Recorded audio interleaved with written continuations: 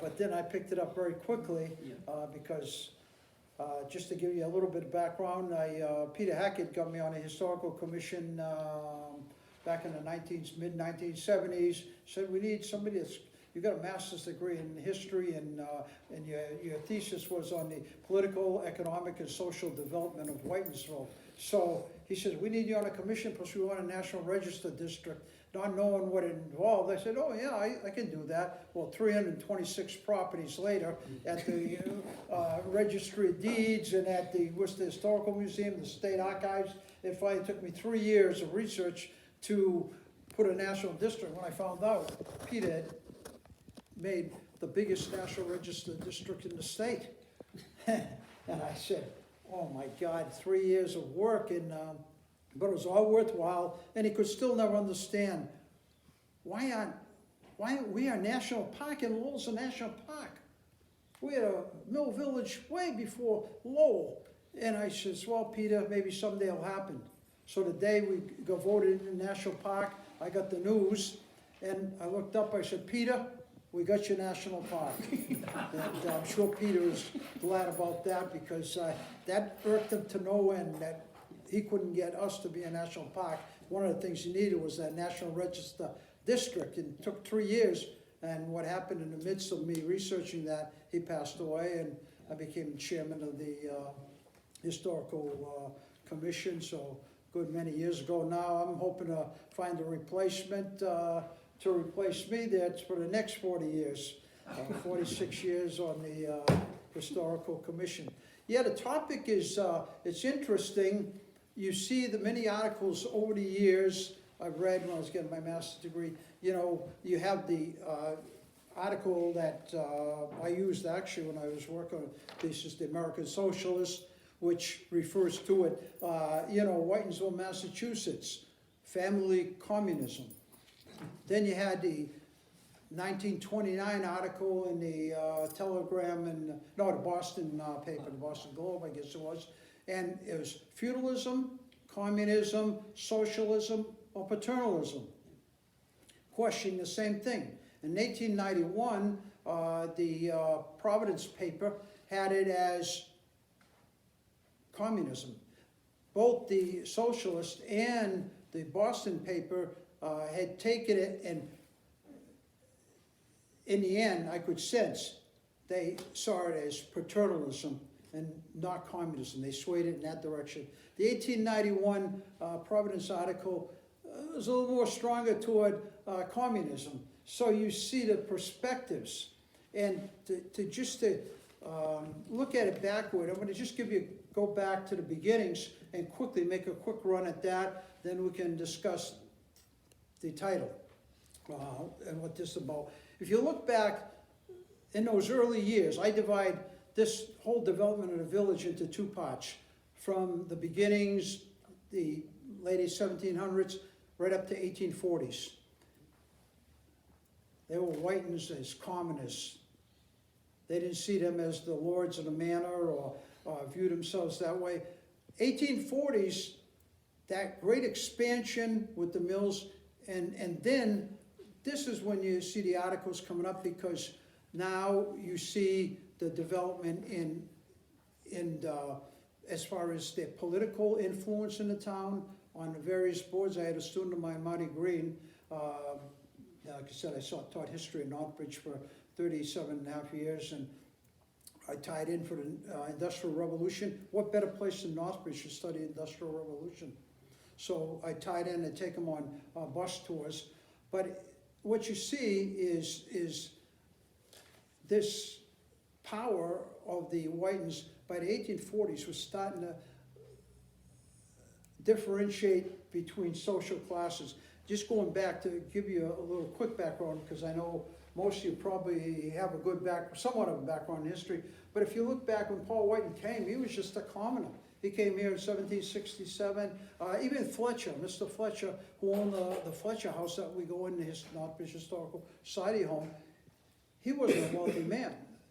He married wealthy. He married Mr. Wood's daughter from Upton, and Mr. Wood was a pretty influential, wealthy man, and Upton owned a good portion of what is now Whitinsville. if you look at the deed transfer to Paul Whitin, that land eventually was acquired by Paul Whitin because he married Betsy, Mr. Wood's daughter.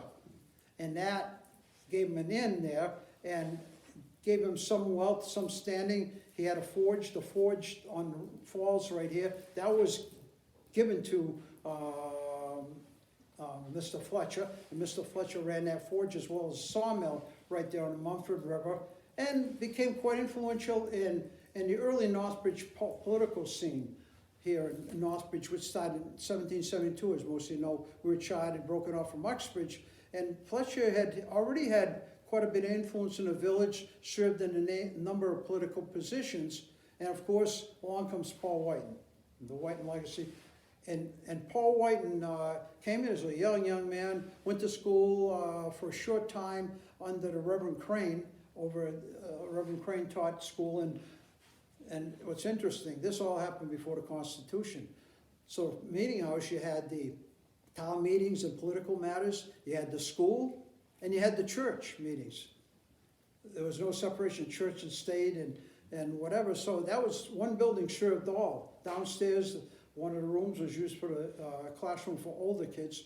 We had each district or area had a school, schoolhouse number 1, which was up in Northbridge Center, schoolhouse number 2 and 3, and Rockdale was schoolhouse number 4, and they numbered them throughout the town. Linwood had one, the Adams Four Corners, Northbridge Center had one, and so these schools were built up and little villages started to merge, but mainly Northbridge Center was the place to be.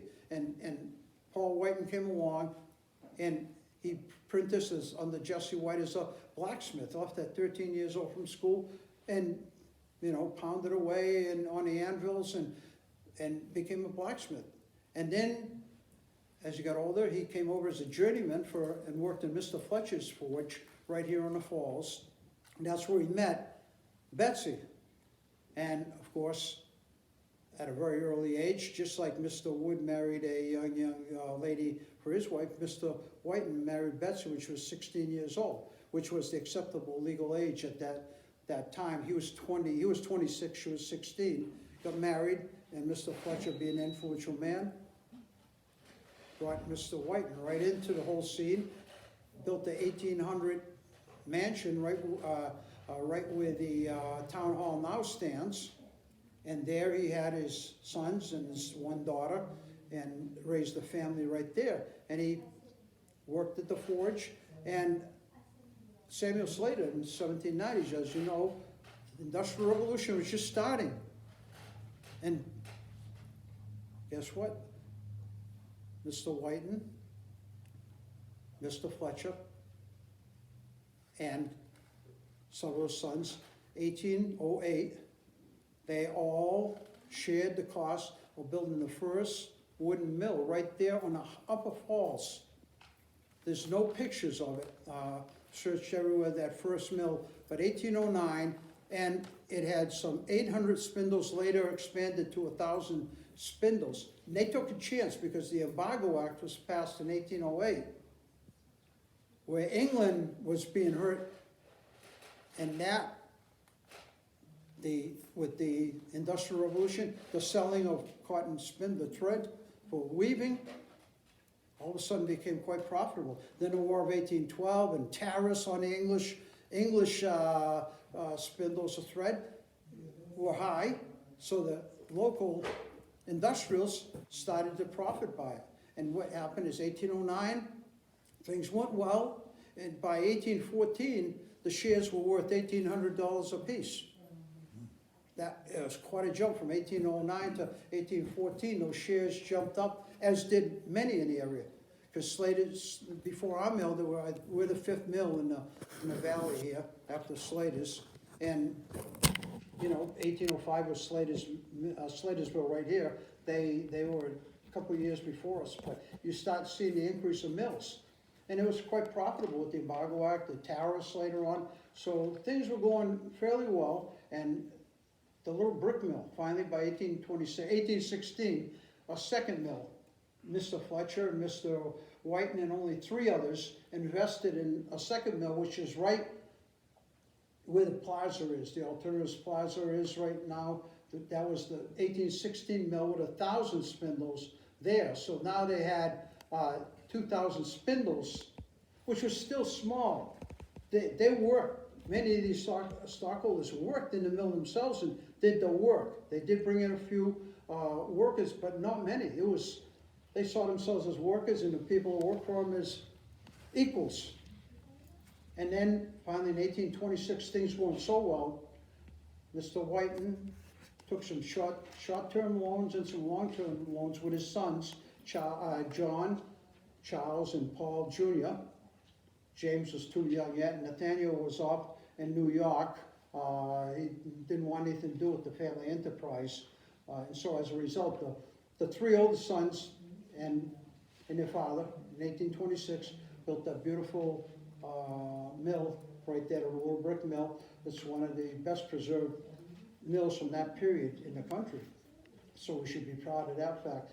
And anyway, that really expanded. That had 1,800 spindles total. So now you can see what's happening here. Paul Whitin and his sons, of course, Paul passed away in 1831. So he had a short-lived, died in his 50s. But the sons took over with the wife, Betsy. Betsy was a strong woman, very determined, as it's been described. And she and the sons ran that mill, and things went very well. 14 employees at first. Paul and his sons built 3 company houses. Those are the first 3 on Fletcher Street, brick ones. Those are the first 3 company houses for housing the workers in that brick mill. And you have to keep in mind, you know, there were no electric lights. In these mills, you couldn't burn candles or candlelight because the lint in the air caused fire. And so transportation, think about the drawbacks here. The transportation, wagon in 1826, wagon and horse, or canal, which was built by 1828. So that was an improvement for some of the bales of cotton coming up from Providence up to the mills. And they dole these in the early years, they doled out the cotton to homesteads, 3 cents a pound of cotton, which was a lot of cotton in a pound. And the families would clean it for 3 cents a pound. The kids, the mothers would clean the cotton and then take it down to the mill and would be paid 3 cents per pound of, you know, I was saying, that's not much, but you think 3 cents back in 1809, well, that was a lot of money. A pound, I don't know, nobody could really identify how long did it take to do a pound of cotton, but anyway, the pound of cotton was paid, doled out, and eventually they got carding machines and combing machines, and so by 1831, John C. Whitin, as you probably all know the history there, he invented the picker, and as a result of that, that started the machine end of the business. And good thing they went to the machinery, because by the 1920s, as you know, the cotton mills were pretty much dying. There's too many of them. Competition was furious for the cotton mills. Granite Mill and White Machine Works bought them out because they just were going under. Rockdale mills were struggling, the Riverdale mills were struggling economically. So those villages bought with John C. Whitin's invention. And I'm going to bring this up because I think I spoke to, in 1972, started working on my master's. I went out to see Mr. Porter, Mr. Allen Porter out in Albany, New York. He was 102 years old in 1972. It was a thrill, but I've got notes galore from Mr. Porter, handwritten. Peter Hackett came out with me. We both shared, Peter and Alan had a great time talking about the old times, and I'm taking notes, scribbling down, and he shared with me a lot about different things in the thing. So by 1826, they started to build, money's starting to come in, they're starting to become wealthy by 1840, but what I was trying to get to is Mr. Batchel, who has the parsonage here. He was brought in from Slater's Mill down in Pawtucket. He came up. He was a master mechanic. And even though credit is given to John C. for patenting, there's a lot of evidence that points that Batchelor had the knowledge and know-how, the technology, and was probably the man that helped or did a good part of the designing of that new picker that John C. Whitin patented. And he continued to work for him till his older age. He passed away in 1864, but he's not often given the credit. So that was kind of, and you know, and then the other thing that says that might have happened, I've got an article here, a man by the name of George Slade, a machine known as the Lapper, was used with the picker. And I don't quite understand the process, the mechanical process, but this gentleman was in Slater's mill. He was the man that developed the Lapper, and John C. brought him up. He went down in his coach and horse down to Slatersville and enticed him to come here.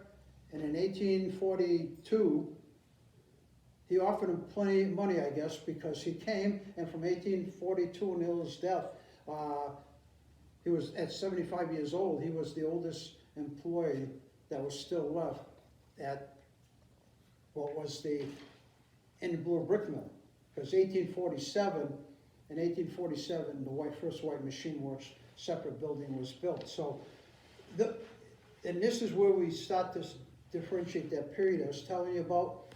This development started, and then by 1840s, we see the expansion was tremendous. They had money at that point. That was clear. The mother and the sons were all in a partnership here, and all the mills together were coming into one pocket. And so the master, like I say, master mechanic with in 1830, wages in the mills for the average people in the spinning machines was $3.50 a week. Rent at the apartments there was $5 a month. You get a picture of the wages versus, they probably, you know, just like today, 25% is supposedly what you get, you know, 25% is rent. And that's what they had even back then in 1830. Those are statistics that were in 1830. So $3.50 a week for a 60 to 65 hour week. And keep that in mind, in the winter months, they worked, but they could only work till daylight. You know, in those early years, you had to finish up by, you know, winter month probably 4 o'clock. But during the summer, they worked longer hours. And so, get a perspective, well, Mr. Thayer in those early years was making a salary of $9 a week. Now, it didn't say the hours. I don't know if it's the same hours that were kept by the average workers, but that was a pretty nice paycheck. And as well, it was Mr. Batchelor. So you can see the value of master mechanics then compared to the average workers. They were the people. Mr. Whitin went after several of them. John C. Whitin, he actually went after one down in Pawtucket, a gentleman by the name of Hopper, on another machine that was a specialist. So that's not it. So now 1840, why do we say that's the breaking period? Because they had created some wealth. Now, for the first time, the little brick mill, the wooden mill, and the mill of 1816, altogether only had 72 workers. Well, guess what? The granite mill, 1845, the expansion continues. There was a slight halt in the late 1830s, a depression, but by 1843, that was pretty much done. The railroad was here in 1843, so now transportation became easier. Massive amounts of transportation by railroad versus the canal, which froze in the winter months, summer shortage of water. horse and wagon, the cost of horses driving down to Providence with wagons with all the products, so bringing up the cotton bales all the way from Providence by horse and wagon until the canal, and then after the canal, 1843, the railroad makes a big difference. This is where you see massive expansion. So Paul Whitin and Sons, this would be mill number 2, called Paul Whitin and Sons, the granite cotton mill we see here. 7,500 spindles, 210 employees. You can see the jump. That 1840s is that period when now, and in 1847, Whitin Machine Works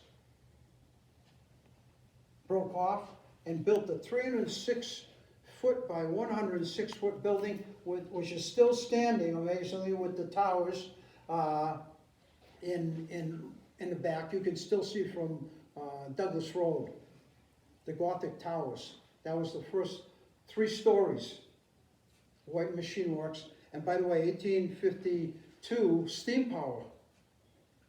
So that was the other big technological change. Not only do you have the railroad, but steam power came in, which was, they no longer dependent on the reservoirs and water for running the machinery. So 1840s was a big jump in technology.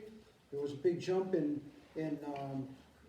power, transportation, and now the massive mill. So 1845, granite cotton mill. Whitin Machine Works, 1847, that big building, and they had some 74 employees to start with. But it moved along very quickly because the number of patents, if you looked at the Whitin Machine Works was getting and the machinery they were building, that quickly became the moneymaker for the Whitin family. And you could see, and of course, by the 1850s, the Rockdale mills, the Riverdale mills, 1870s, the Linwood mill. So that 1840s started the changeover from what we call John C. Whitin working there with the average workers, 15 other workers. He was the average citizen. But by 1870s, John C. Whitin, Paul Whitin were very wealthy men. By the 1880s, John C. Whitin was one of the wealthiest men in Massachusetts. So it shows you from 1840s to 1870s, 1880s, you got a massive buildup of wealth, and the village starts to expand, because with each of these mills, now with the cotton mills, the cotton mill here, 200 and something employees to start off with, all along Fletcher Street, Elm Street, that was all housing for the mill workers. And with Whitin Machine Works, up along North Main Street, all along Railroad Avenue, some of Railroad Avenue, which was Linwood Avenue later on. So to get the employees, you need to have people, because transportation, that work near mills. So they provided company housing. Of course, by the 1860s, you see the rent go up to $5 and was it 50 cents for the rent, but the workers were making more money as well. So it was all in perspective. But the Whitins, on the other hand, with John C. Whitin becoming one of the wealthiest men by the 1880s, before he died, by 1870s he was a very wealthy man. And so you see, they start to distinguish themselves with the mansions, the worker housing, and you see Batchel already by 1835. This is what some say, he was the key man in the inventions that John C. Whitin patented. He built his before John C. Whitin could afford to build his. He built a mansion in 1835, which is right next to the library, the parsonage, or right here. Yeah, the parsonage, that was a house of status in 1835. John C. Whitin built one by 1840, right where the Whitin Community Center is today. So he was playing catch up, and then Thayer had a very nice house as well. So those top people were pretty much building, and by the 1870s, 1880s, you're getting a whole difference in society. In the early years, like I say, was it paternalism? Probably not yet. it started, there's no question, the company houses that were being built for the workers, and the Chautauqua movement, the Whitin did bring in speakers. By 1854, the Whitins were bringing in speakers for the Chautauqua movement on a variety of topics, nature and all of these topics. And at the top of the Methodist Hall on Linwood Avenue here was where the first Methodist church was. They had their hall, was the Congregationalists. Most of you know the store, which is Irene Chevrolet, most of you probably know it as, right across from the town hall, where the cotton mill is, right in that grass area in front. That was the Dudley store, and that served for years as one-story store. Paul White Dudley served the workers. You could go in to get more like a general store, but you could get food. Eventually, dairy products would come in and everything else that they could buy on credit, which was a benefit to the workers. But on the other hand, you couldn't leave. You were on credit, you had credit, you couldn't leave your job and move around. You didn't have the flexibility until you paid off your credit at the company store. But the society was starting to develop. They built the second store in 1830s on that store, which was the Congregational Hall, because most of the village was still, until about 1840s, was up there in Northbridge Center. They were farmers. The meeting house was up there, and political affairs were held up there.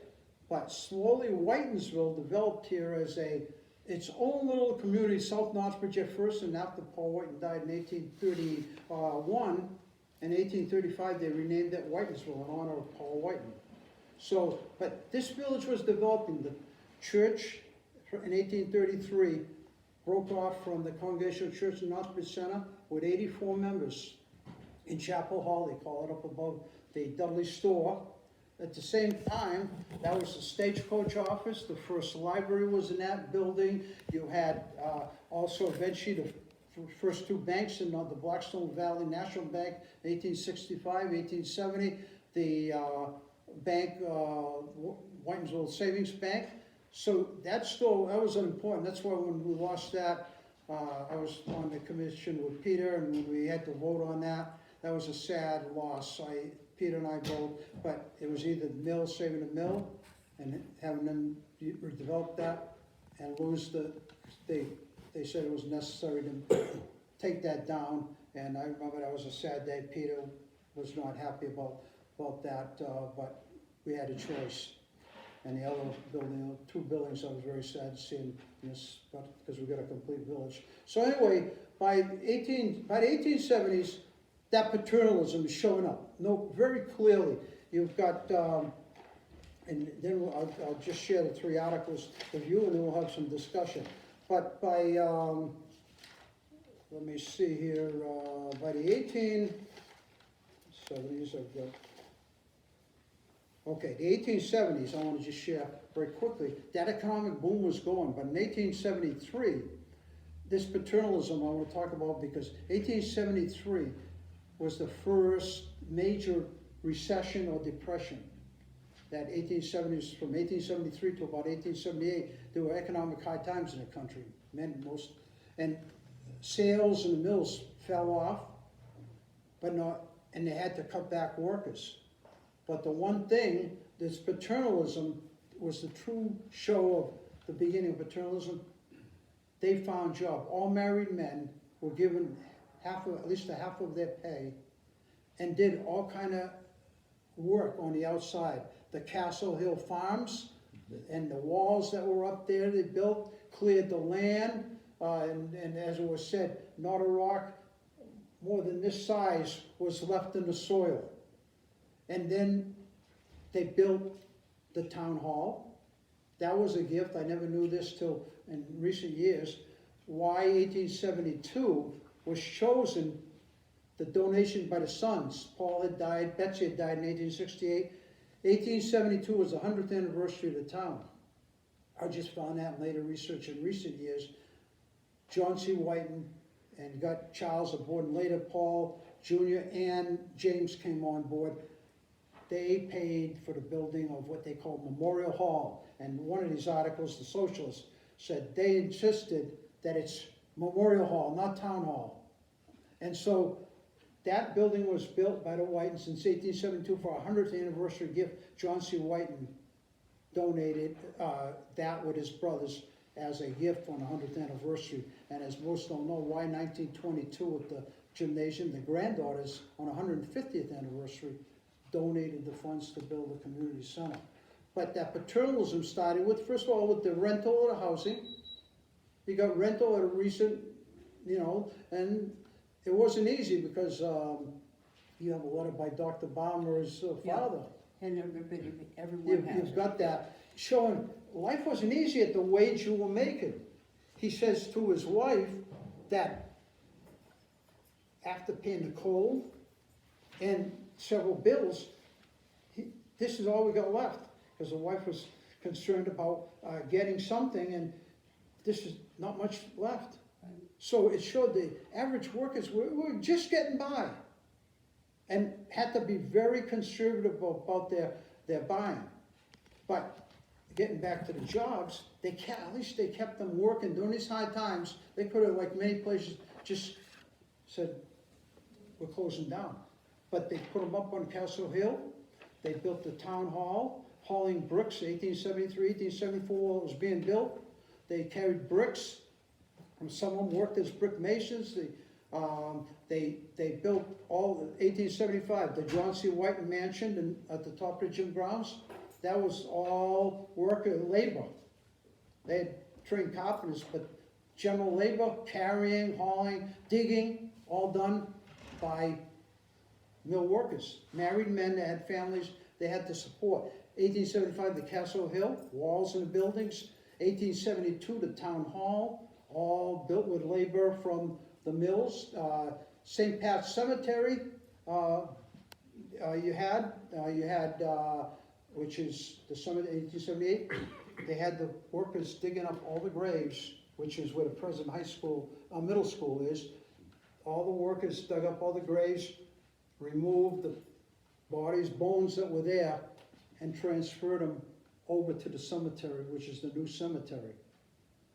And so that was a two-year task to do all that, and the two families never were able to retrieve the remains, buried somewhere there.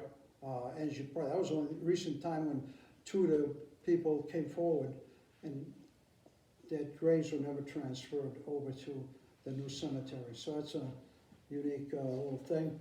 About 1878, the Clark School was built. 1875, the Arthur Whitin Mansion, which is a school administration building, was built. You had, in 1873, workers off of Purgatory Chasm, working up there, setting up up there, and of course, that was all done with labor. Why? Probably, well, no, it's clear, because that gave work to the workers, because the mills were slow. 1870 depression was probably, next to the 1930s, was the toughest economic period that they faced. Then in the 1880s, a boom came along economically.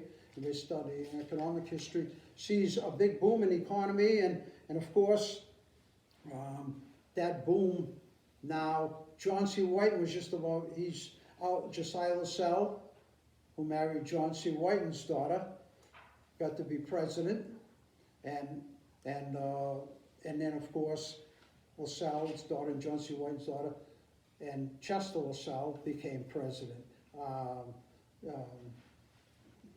George Marston Whitin was always very upset about that because he thought he might become president of the Whitin Machine Works, but Chester LaSalle became and George Marston Whitin treasurer, and had to serve under Chester LaSalle. There was somewhat of a hard feelings between George Marston Whitin and Chester LaSalle because of that fact.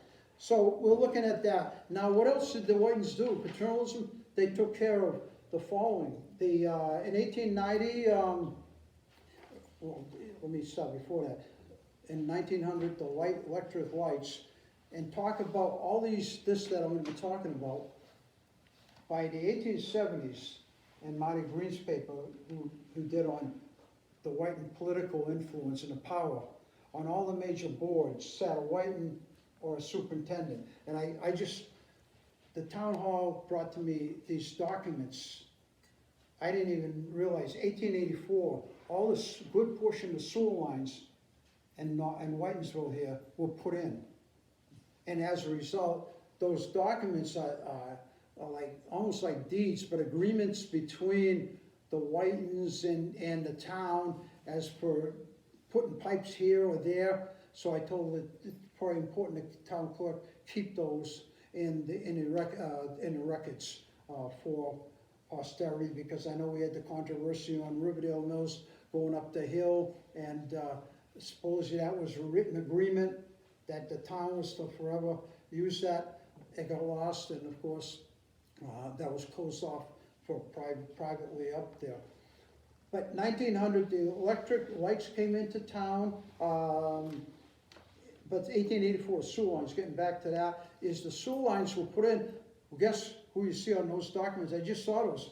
3 to Whitin. Whitin were the 3 sewer commissioners as to where the lines will be put. Arthur Whitin, Edward Whitin, and I forget who the third, it might have been Paul, the third Whitin, sewer commissioners. And they made the decision where the first sewer lines would be laid. And they were the board in charge. But again, they had the influence, the power, and most of the boards had at least one, a superintendent in the mills, a high official in the mills, or one of the Whitins themselves, or a grandson, and that political influence. So that was there and making decisions. And as far as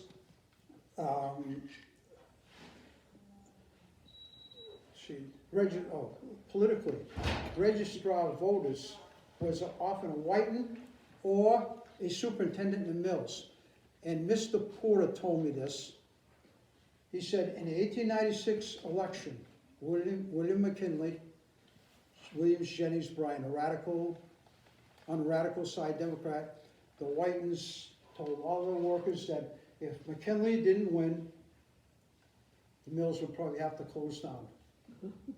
Put the fear of God. And Mr. Porter, like he said, he was around. He was already 16 at that time, that election. He remembered it in the sense that McKinley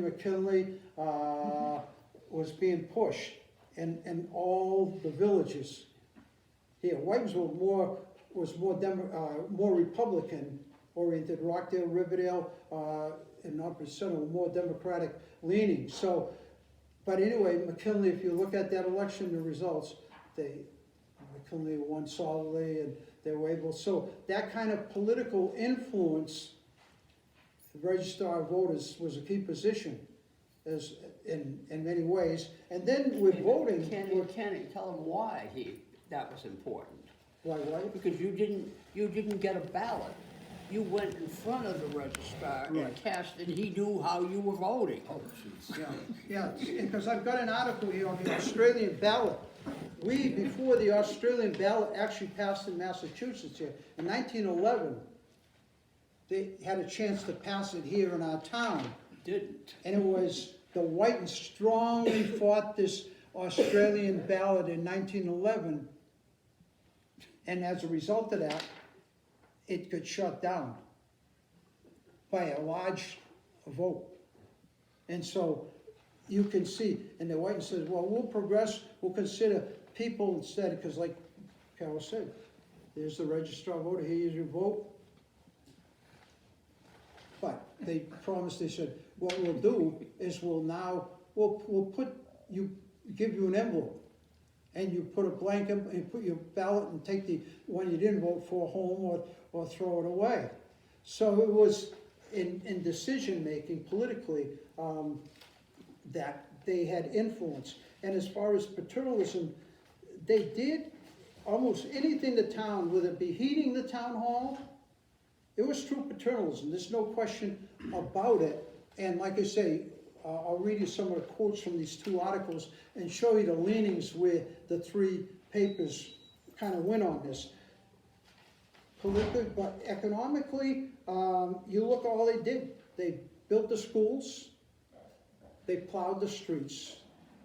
The fire department, even though it was built for Whitin Machine Works, most people don't know, the reason that fire it was for White Machine Works, because fires were highly susceptible in White Machine Works, so, but we'll let the town use it and have it available to the town as well, so it was a service provided. They provided coal at a reasonable cost. They provided ice in the summer months at a reasonable cost. They had all kinds of services that were available, and by the way, in 1929, again, Massachusetts passed a mandatory, you can't push your workers past 10 hours, more than 10 hours. And of course, the Whitins were caught disobeying that. They were forcing it. They got called on it. And they made an agreement with the workers. And then in 1929, it was passed here in Massachusetts, and they fought that to no end.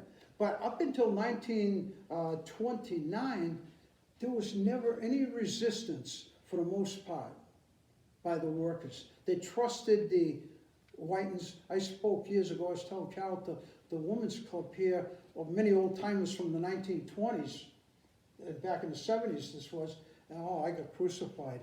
I spoke some of the negatives that I saw in paternalism. It wasn't that way. They did everything for us. They took care of everything. And so, I came to realize that the people of this town that worked for years were trusting of the Whitins in their decision making. So it wasn't until 1929 that this thing on a 10-hour mandatory law, there was, Chester LaSalle met with a large group of those leading the charge on making sure this was enforced, and it came to an agreement. Now, I haven't got what the agreement was, but it peacefully, they were pretty agitated, they met in the upper town hall on this, and it was settled. And after that, things calmed down. But as far as I got a list here, here are the clubs. It's just amazing to me, the clubs that they sponsored and helped. In 1830s, or even the Chicago, they brought in speakers to speak. They brought in, well, ones that hired teachers, got the teachers to teach in the schools in those early years. High school, by the way, was all males until 1924. The elementary was all females. And of course, the high school teachers, see, the first set they hired when grammar school was built was all Brown University, Harvard. There's a listing of all at the first high school teachers. It was impressive.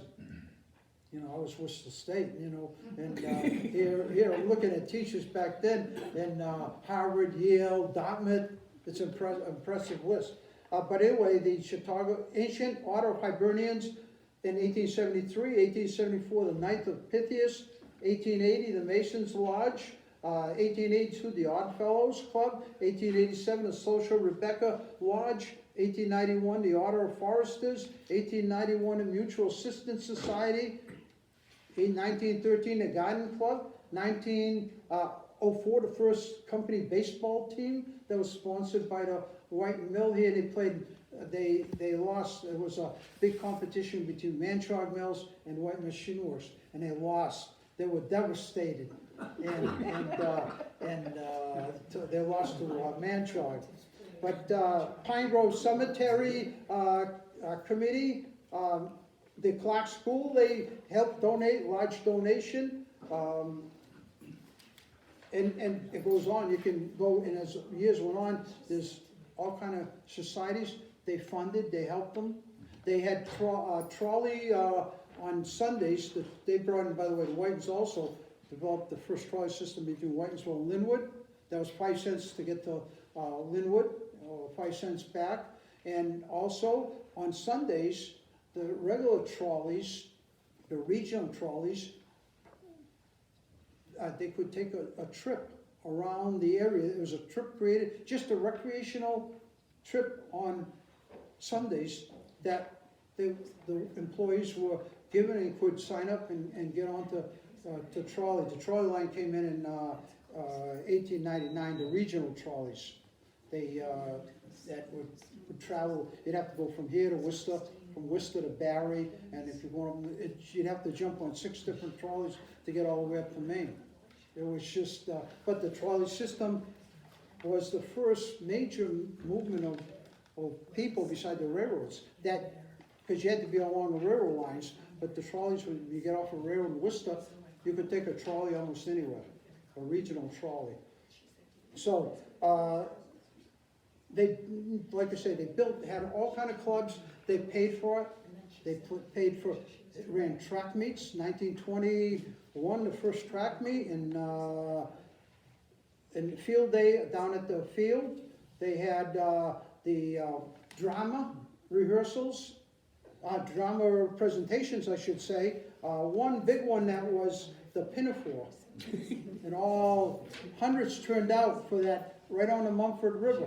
They built a large boat, and it was, and that wasn't the only one. That's the one that we see publicized, but there were others, drama presentations that were open to the public. Now some, like the fox hunt breakfast, were only for the very exclusive, the higher level officials that would come, 100 people served, and by the way, stratification, the golf club was only for the upper level. So there was stratification. The houses were stratified.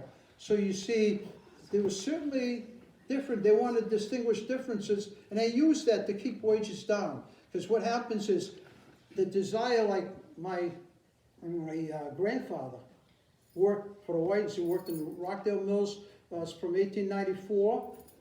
He came up to Whitin Machine Works, and obviously you wanted to move up from A Street to D Street. It was an improvement, a little larger apartments, more ornate, architecture. They looked at as moving up to society. It was a good feeling. I can move up. Go to Maple Street if I became a straw boss, they call them. A foreman, I move here. And if you look at Maple Street versus the row houses, when New Village was built, you notice they did go to cheaper route. Maple Street, the houses cost a lot more ornate, that, Victorian style, but the row houses, cheaper, windows. Mass production, yeah, mass production. So anyway, there are a lot, in a couple one, I'm just gonna read some quotes from the 3 articles. Here's an interesting one here. In 1894, the town voted on a proposed constitutional amendment that would have allowed women to vote in municipal affairs. Of the 350 Northbridge voters who said no, 13 were women. And of the 134 who said yes, 20 were women. But again, they got shot down there. And that's not necessarily the Whitins, that's the male view that women shouldn't be voting.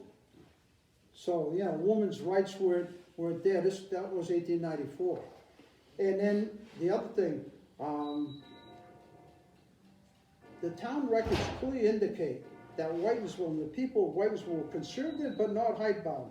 The persistent license question, the struggle over street lighting, the fight over high school, the suits against the town are eloquent testimony that, unlike many company towns, Whitinsville was definitely exercised its freedom of speech.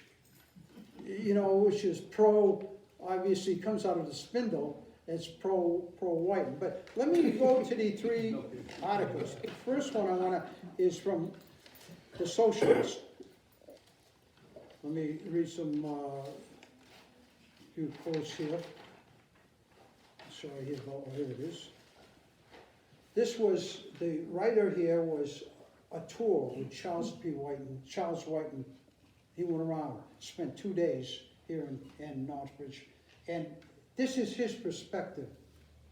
The title was a family communist system, okay? But it was a mellow, more of a paternalism on steroids, is what he kind of is saying. They were honest, I could tell they were honest, God-fearing, hard-working from an early age, referring to Paul Whitin and his sons. Paul was not a churchgoer, which I never knew. Paul was not a churchgoer. Apparently his son Charles said, I thought he was involved with the church up in Northbridge Center, but not a churchgoer, but strong morals were his guide. Their business was founded on integrity in the dealings with each other and with the entire business world. They created a model village of 2,000 inhabitants based on those principles. After the death of Paul, Betsy and sons and family continue in their communistic relationship with the community with harmony in the conduct of affairs bordering on the marvelous, not to say the miraculous.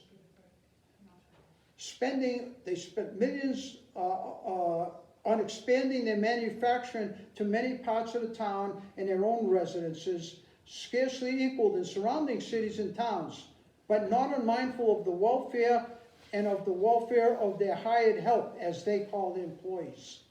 The tenement houses,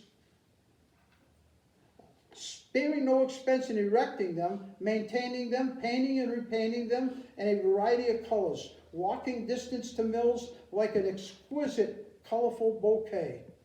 Brothers erecting at their expense a large public building of the finest architectural design to accommodate 1,500 people, named Memorial Hall. Elegantly finished rooms were left for the town library, committee rooms, lecture room for free society meetings by any group, even a lockup for the reckless, whom, this is interesting, even a lockup for the reckless who may drift here from liquor neighborhoods. He's talking about Uxbridge, which was, you know, the guy drinks the tavern right down there in North Uxbridge. The road to Sin City, as they called it, I share with you, and Mr. Porter shared that with me. They were going to bring in 1850s, they were going to try to make this a what town? Betsy Whitin, in all her fervor, at top of the Methodist Hall, spoke out strongly against it, and the town rejected it at the town meeting. And of course, then, later on, by the 1860s, she was getting older, but it irritated her seeing men that were coming back drunk from the tavern, and thought it destroys the morals of the town. And she had the constables start arresting anybody thought of drunken, jailed, and then had to go to work the next morning. Imagine that. So anyway, that quote is, even a lockup for the reckless who may drift here from liquor neighborhoods, but more for the town at large than for people from this village called Whitinsville. Well, she's talking to Rockdale, Linwood, Northbridge Center. The Whitinsville people, not for them, it's for the village around and other residences. The road to Sin City. They always kept their workers working, even in hard times, outside, working buildings, building farm walls, mansions, roads. So again, they're looking at it as paternalism in a good way for the most part. Whitin's always ready to sacrifice self for public good. The communism of the Whitins has not extended itself beyond their kith and kindred, but its influence is felt throughout the community, village, town, and surrounding country. But there is a wholesome atmosphere of morality that is felt as soon as one enters the village, a village of agreement is the way he ends it. So you can see, starts off with the title, but he lessens it. The impact, it seems like it, he's saying, but yeah, the paternalism was a paternalism with steroids, essentially. And in the Boston paper. All right, the title in the Boston paper here, it is a village where capitalism, feudalism, and communism go hand in hand, ruled by the Whitin LaSalle dynasty. All right, this is the Boston Sunday Post. Whitinsville, in particular, is socially and politically one grand and glorious contradiction, an experimental laboratory in human relations. However, the people are quite regular in many things like voting, attending church, going to the lodge, and saving money in a bank. The little they had to save. But they were supposed to, we're the best, is one of the Whitin letters, they were the best saving in all the towns around, the amount that was saved by the workers. Because they didn't have a bar when you go to. Which is, save money at bank. Everything worthwhile in a community is under the control of the Whitins. The street railway system, the waterworks and reservoirs, the fire department, the only hotel, the only local retail coal supply store, the only ice plant, most of the land and houses, and the banks. The White LaSalle dynasty holds control of the majority of the key political positions in town for decades, or advises by control of the constable's salaries they have paid, or getting a vote for Republicans. What was once the first Northbridge High School on Church Street, where they referred here, I think, to the grammar school, is now the Whitin LaSalle High School. For 5 generations, the Whitin LaSalle dynasty, through sons, daughters, and grandchildren and great-grandchildren, down the line, held control through this closed corporation, this article. This giant industry is now under the control of Chester LaSalle, Josiah LaSalle, E. Swift, Sidney Mason, Lawrence Keeler, and John LaSalle, Josiah LaSalle, so he's saying the family controls the town's politics. Just a little more here.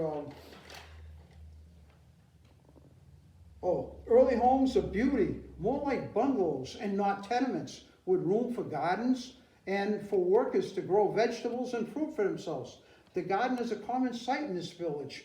And in 1864, a second mill of architectural beauty was built by Whitin Machine Works.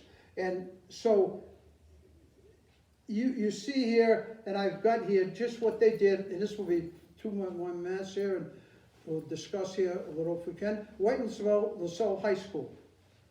They donated $80,000. I got exact figures. $80,000 was donated by the Whitins. It was half of the amount. And it quoted in this article, the best that science had to offer and money could buy. And this is an interesting quote here.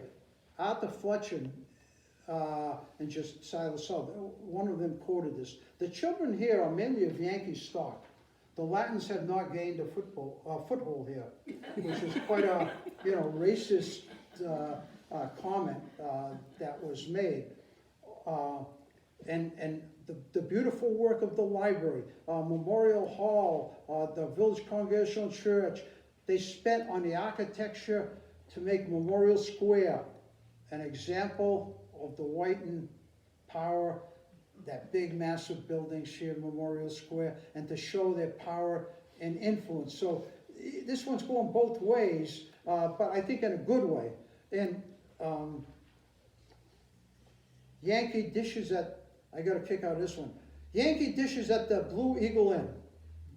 Hotel, it was a hotel for rent to unmarried workers and for buyers that come to Whitinsville from around the world. Meals are New England dishes for New Englanders. Yankee dishes. Chowders are not the Rhode Island style.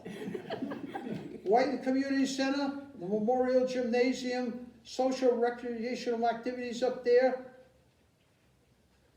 all at a low to no cost. Ice House, townspeople have no fear for ice shortages, for their ice plant produces 40 tons a week. I was amazed by that. Coal is at the lowest rate in the entire area. Is this communism? Whitinsville folks scoff at the very idea. So they end it.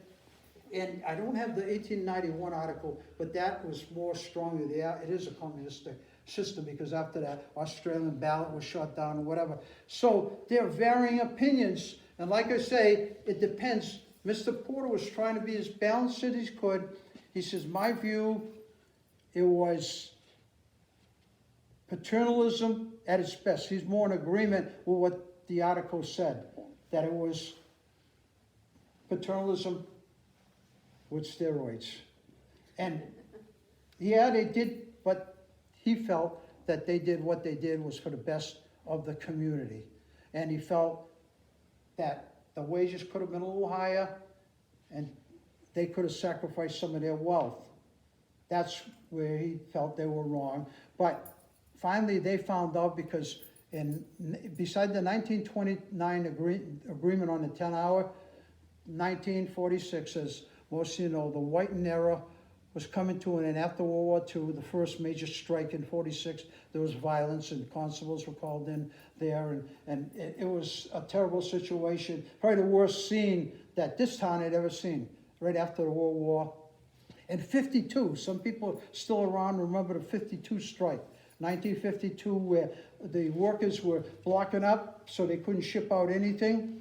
And they hired, the Whitins hired, E.K. Swift and Hugh Bolton, hired a secret detective agency from Boston, brought in 60-some men with trucks to bail it out, and they were blocking it.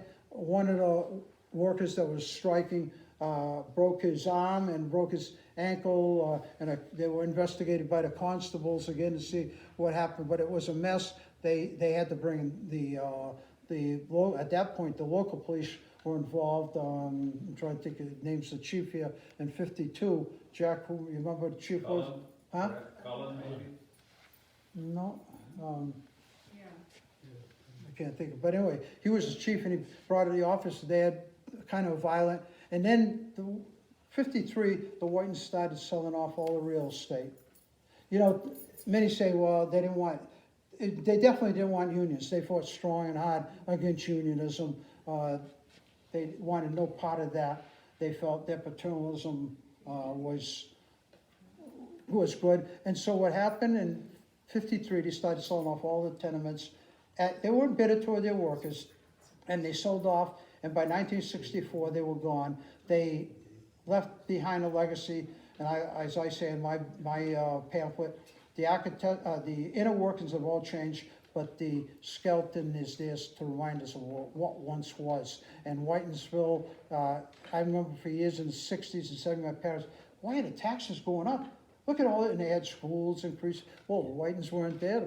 People had chosen paternalism instead of unionism instead of paternalism, and they had made a choice, and they had to live with it. And you know, that's where we are. All the funds dried up, and we were paying for everything. And the taxes went up. So what, you know, you balance paternalism, you get less, but everything's paid for, or unionism, and you get the money, but now you got to pay for everything. So, you know, it's a tough question. But here's the village. I just thought I'd show you this. Here's the village here in 1876. This is Whitinsville in the Whitin estate had just been completed. The town hall, and one little pest, which Cyrus Taft refused to sell off his little house at the corner of the estate, and John C. Whitin was so angry. He tried in all ways legally, but he couldn't do anything about it. And they finally, when he died, they moved it to Pine Street, and that house is there on Pine Street. And here's Bachelor. For Bachelor to afford this mansion in 1835, he worked for Slater, had master mechanic. He could repair machinery, knew it inside out, and he was getting paid well. And the Whitins apparently must have offered him better money to come work at the Whitin Mills there. And finally, you just see and by 1921, it was finally ranked. Lowell Mills and the Saco Mills of Maine were higher producing machinery. But by 1921, Whitin Machine Works became the world's largest textile machine shop. Most of the textile mills were hurt and dying by the 50s, were out of business, sold out. Well, you know, in 1923, the cotton mill, the granite, was sold to the Whitin Machine Works, used in research for machinery. So we live with a lot of history behind it, and like I said, my master's degree was here in political, economic, social development in Whitinsville, and I spent research, you know, all over the place on that. And since I've been chairman of the Historical Commission, that's why I hope we get some younger people that do come forward and on the commission and on the Historical Society and take over and, you know, cherish the heritage we have. So with that, your time is up, is that we? Yeah. Karen wants to go home. No, is anybody, well, any comments, on how anybody feels on it? Go ahead. Let's put it this way, I have a few comments. Number one is the average worker, okay, worked all daylight hours, beyond the 10 hours too. And was there any welfare system, or when was the Whitinsville hospital established? Yeah. And also I had heard that the Whitins also reviewed what the clergy gave for their sermon on Sunday morning. well, Yeah, the yeah. congregational, Yeah, But getting to Had the to other two, the put in Whitinsville their Hospital sermon. was built in 1914, just in time for the influenza, by the way, the Spanish influenza. But the Whitins donated the land, and they donated 20,000 to the building of that hospital. And the other question you had was, the welfare. Was there a well, welfare? yes, there was a poorhouse. That was established way back, but the Whitins also contributed to the poorhouse up there on Carpenter Road. It was still standing Yeah. up there, and all of the people that could, and they had to do work. They made them do some type of work, but some were handicapped people, and they obviously were there and supported at the poorhouse. What about the families? I mean, you know, the average lifespan of a worker was probably, I don't know, 45 to 55 years old. And, you know, they had a family, a wife and kids, God knows, 3 to 6 kids. What I would mean, happen to the them? town also had, I mean, the women had established the Samaritan Society. Yeah. That was founded by Jane Dudley, who did the picture book, the photographer. And that morphed later on, you know, into, what's the word? Welfare.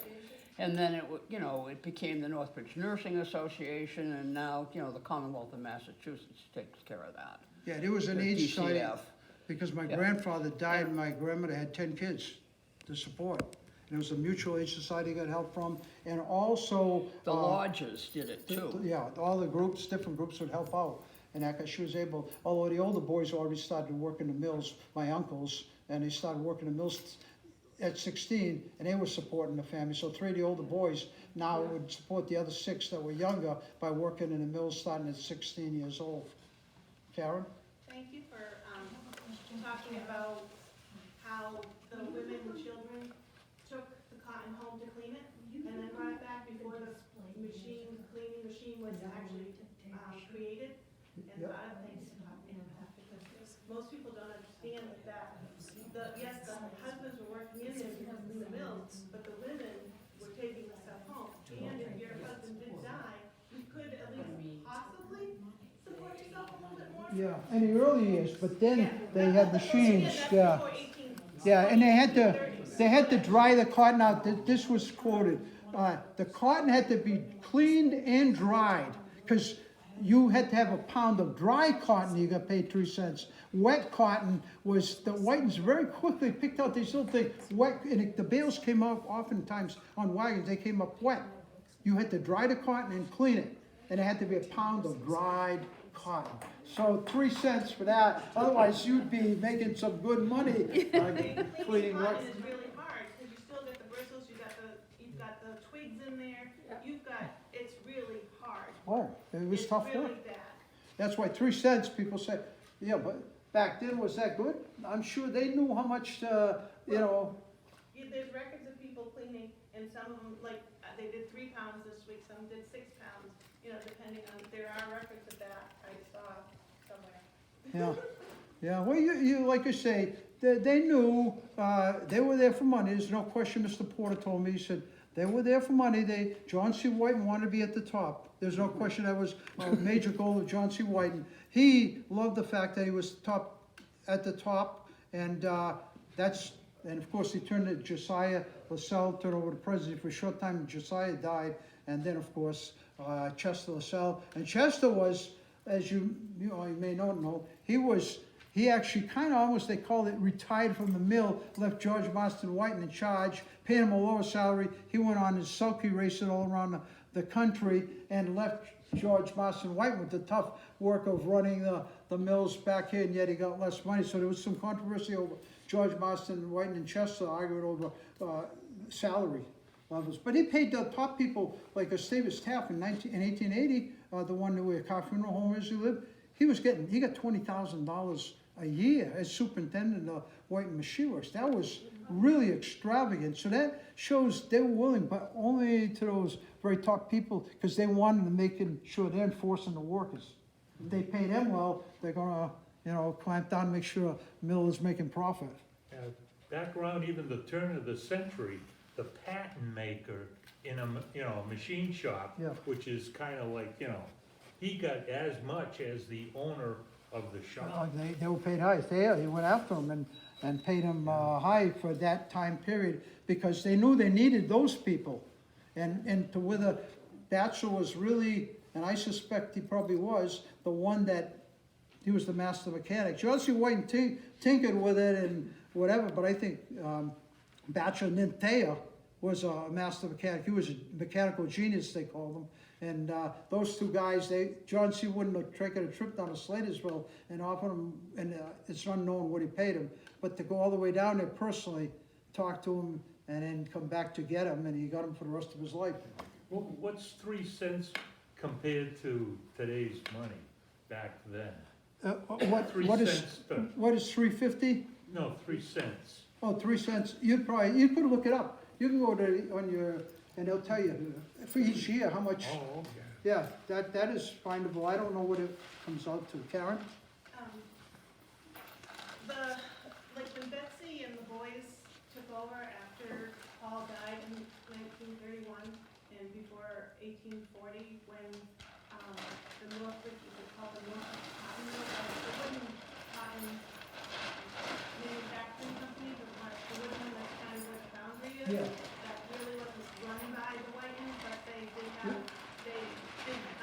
receive income from the water rights, because they owned all the water rights along. And that saved Well, they had only shares.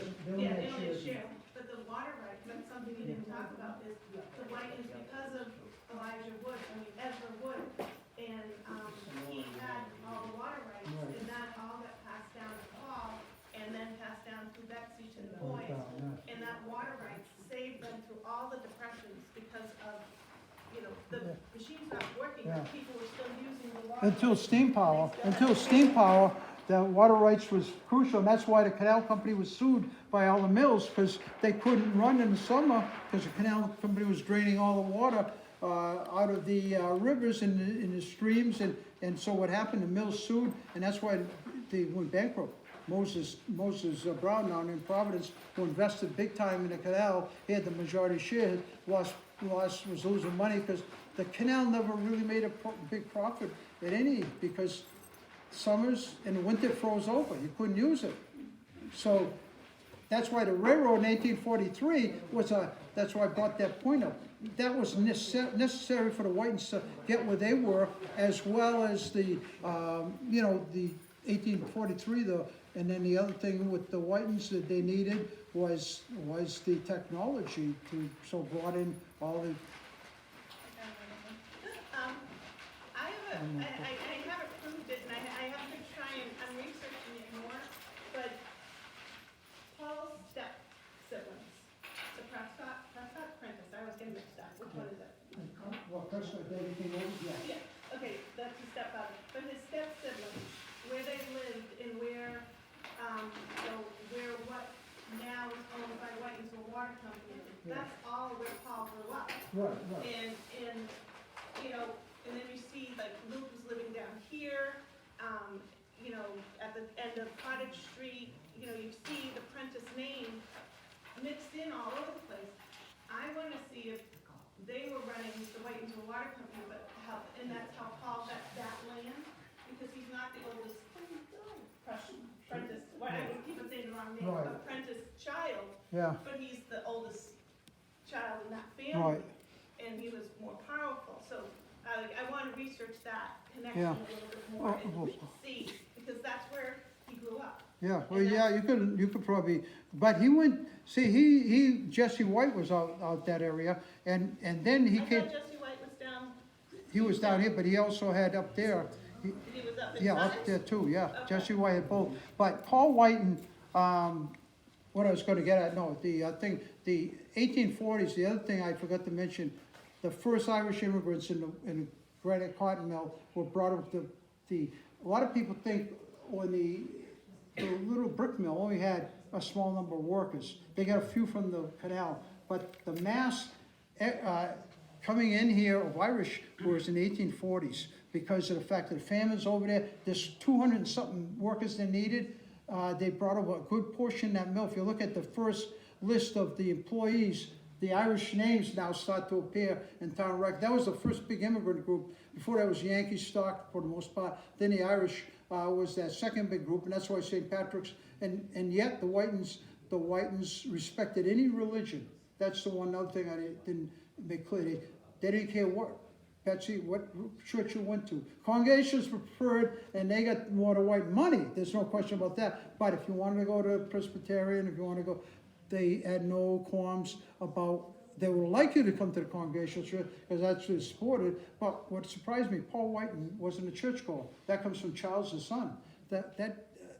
I just, as I was reviewing and stuff, I thought about that, and I know he was tied in with Reverend Crane up there, but apparently not close enough, because he went to school for a short time under Reverend Crane, and he got early education before he went to apprentice.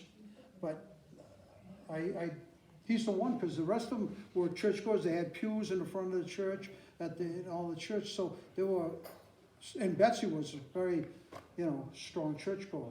So, but Paul, that article surprised me. Jack?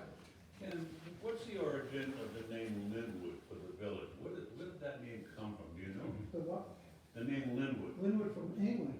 Oh, okay. That is, it's area, but it's spelled L-Y-N-W-O-O-D. Here they changed it to the L-I-N-W-O-O-D. Yeah, Rockdale, for the names, I had to do a lot of research. Rockdale was Holbrook's upper village, but they renamed it Rockdale because of the rock quarries up there. And then Riverdale, the Rivers village right by the river, and then Linwood there. But that's where you get the, but Holbrook's up in Royal Village with Rockdale and Riverdale. Northbridge settlers always, this was South Northbridge, renamed Whitinsville, and then the last one was Linwood. But how Northbridge came, if you don't know, I'm sure you do, the river, Mumford River, as you crossed over, this was the north village of Uxbridge, north of the river. And so when Gowaith is the one, well, why don't we just call us, Gowaith was made that suggestion, why don't we choose Northbridge? So that's how that came about. Right. Kenny, I'm reading a book called History of South Worcester. What's the name of it? The History of South Worcester. So, yeah. I got it from C.W. Moss. But anyway, talking about the Irish. The group that came over to work on the canals, they could read and write, and they were educated and all. So that was in the 1820s, I believe. 1820s, yeah. Okay. But then when the potato famine people came to Worcester, It was a different class. whole Whole different class, story. right. They Yeah. were relatively uneducated, Right. and there were clashes. Moses Brown down in Providence made that clear. Notice the difference between the 1820s working on the canal and then the mill workers that came over. He makes comments on A that. lot of trouble, and I had no idea. Yeah, And they yeah. had a place for them to live kind of over by, maybe around where the library is, or Well, down there. that's why a lot of them went back to Ireland. Out of the workers, and Moses Taft mentioned that the workers went back, and some stayed and brought their families, and they got jobs in some of the mills here early on.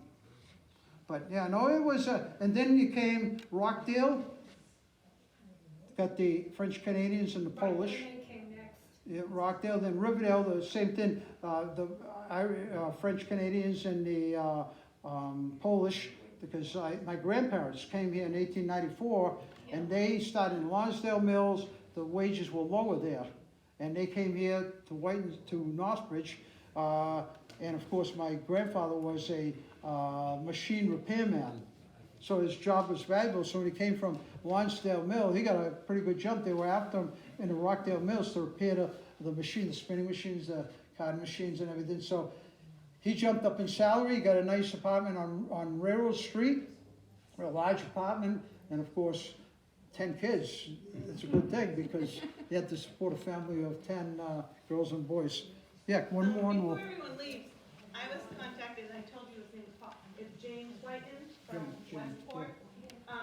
They're having a Whitin reunion in September, and, I'm trying to help see, I would like to know if, the Historical Society would open up the Fletcher House so that they can view it. Good, good, I made sure they did, but I just wanted to make sure. But, and, but I was also thinking, like, we should try and get it so that they can view other places, possibly LaSalle Manor. Ken said maybe the, school, administration building, you know, let them see a couple of more places that, through the generations of wealth, what they lived in. Yeah. You know, where the white. No, I'm sure we could probably do something. Even the family I know up in North Adamsville Corners there, that was an early house. They're more than open. I have take my private tours. They let me bring people in and show them the 1750 house there. Yeah, and like they want to visit the library too, so. By the way, the tours, 2 days, people, if you spread the word, the trolley tours in 2 days were all booked out. I got 40 on our waiting list, and, you know, I feel bad because it went quick, but we're gonna do one in the fall. And so spread the word, because I've been getting all the emails and calls, people, and it's all gone. All right, thank you for listening. And Thank you.